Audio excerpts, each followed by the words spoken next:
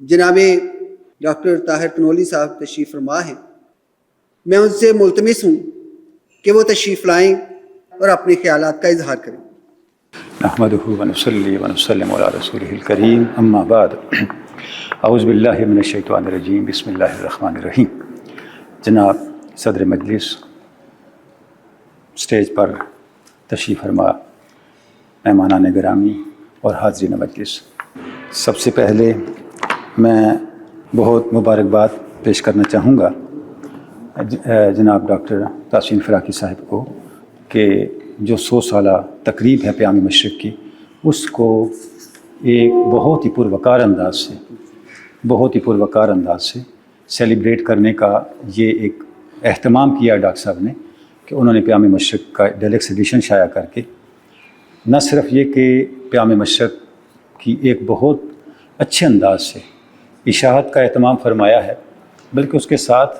جب ہم اس کتاب کو دیکھتے ہیں سوری طور پر تو ہم اس کی خطاطی، اس کی کتابت کے ذریعے سے اس دور میں جا پہنچتے ہیں جس دور میں یہ سب سے پہلے شائع ہوئی تھی۔ حضرت علامہ نے لکھا ہے کہ پیام مشرق گوئٹے کے جواب میں ہے، لیکن گوئٹے کے جواب میں ہونے کے باوجود جب ہم اس کتاب کو پڑھتے ہیں تو براہ راست جواب جن سوالات کا ہمیں اس کتاب میں نظر آتا ہے وہ ہائنے کے اٹھائے ہوئے سوالات ہیں۔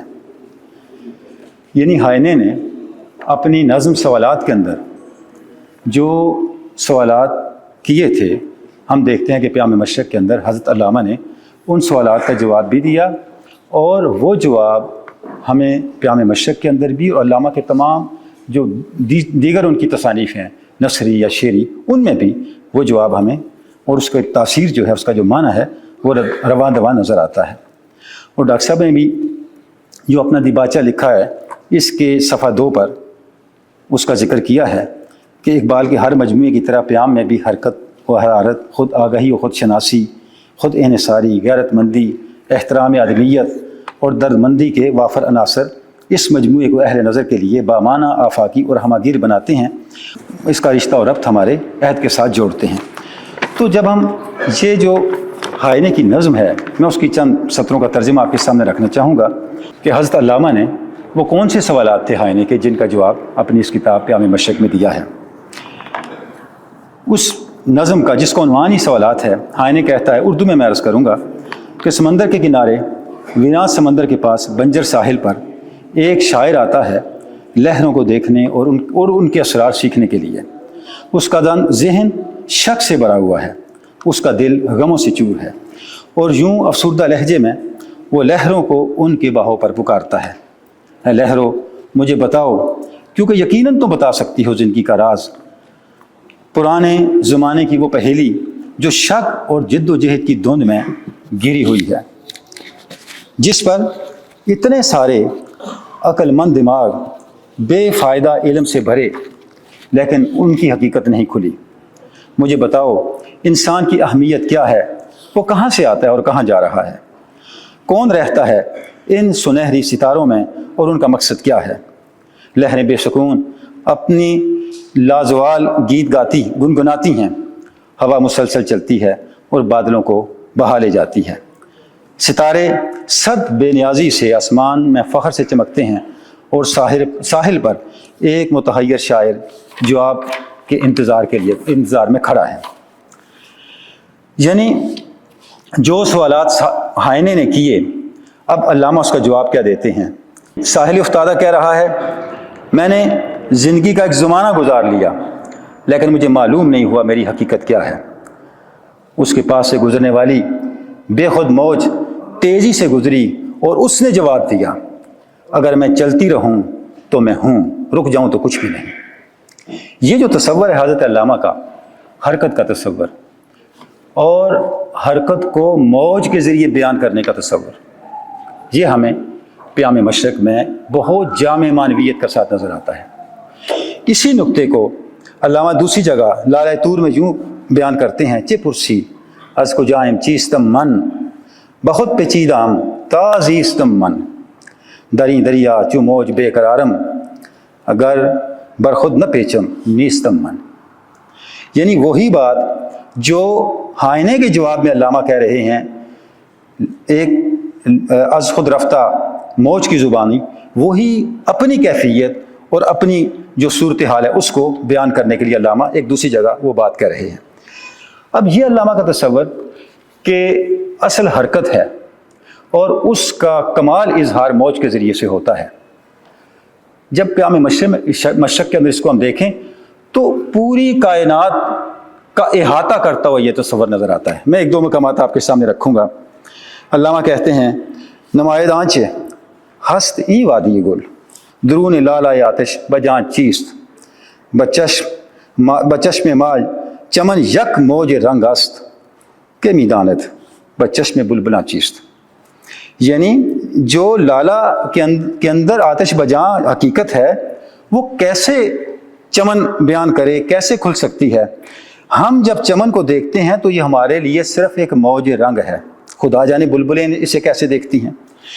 یعنی ہم جو نظارہ کرتے ہیں، جو چیزیں ہمارے سامنے آتی ہیں وہ فی الاصل ایک موج ہیں، موج کی کوئی صورت ہے جو ہمارے لیے قابل مشاہدہ چیز بن کے، مشہود بن کے ہمارے سامنے آتی ہیں۔ اچھا، دوسری جگہ فرماتے ہیں عالم بالا کی حقیقتیں حور کا ذکر کر رہے ہیں کہ جب حور اس دنیا میں آئی تو وہ کیسے آئی، وہ موج نکہت بن کے، خوشبو کی موج بن کے آئی اور اس طرح اس کا ظہور ہوا۔ اچھا، اس کے بعد جب اپنا ایک اور مقام پہ ذکر ہو رہا ہے انسان کی حقیقت کا اور اس کا ربط آگے کیا ہے، ہماری حیثیت ایک موج کی طرح ہے اور ہم جو ابدی نہر ہے اس کے کنارے ایک سبزہ کی طرح اگے ہیں۔ تو حضرت علامہ جو اس کائنات کی حقیقت ہے وہ حرکت ہے اور اس کی بنیاد جو ہے وہ موج ہے، اس کو ہمارے سامنے بیان کر رہے ہیں۔ جب ہم جدید سائنسی تحقیقات کو دیکھتے ہیں تو جدید سائنسی تحقیقات ہمیں مادے کی آخری حیثیت بطور موج ہی ہمارے سامنے لاتی ہیں۔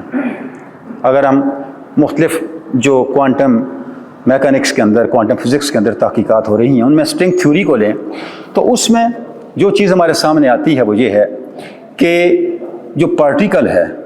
وہ اپنی بنیادی ماہیت کے لحاظ سے ایک اسٹرنگ کے طور پہ ایگزسٹ کرتا ہے اور اس کی جو وائبریشنز ہیں، اس کی جو حرکت ہے، وہ حرکت اپنی کیفیت کے بدلنے سے، اپنی ماہیت کے اندر آنے والی تبدیلیوں کی وجہ سے جو پارٹیکل ہے اس کی خصوصیات کا تعین کرتا ہے، اس کی نوعیت کا تعین کرتا ہے اور اس کے اندر کیا کیا خصوصیات سامنے آ سکتی ہیں ان کو ہمارے سامنے وہ لے کے آتا ہے۔ مادے کی آخری صورت کو بطور موج ہمارے سامنے لاتے ہیں اور موج حرکت کے بغیر ایگزسٹ نہیں کرتی۔ اب جب ہم سائنسی تحقیقات کے ذریعے سے اس نقطے کی طرف بڑھ رہے ہیں کہ مادی کائنات کی اصل بھی ایک موج ہے، ایک ویو ہے، تو اس ویو کی آخری منزل کیا ہے؟ یہاں علامہ کے دو اشعار میں آپ کے سامنے رکھنا چاہوں گا۔ علامہ فرما رہے ہیں زندگی یہ راہ رواں در تک و تازہ بس قافلہ موجرا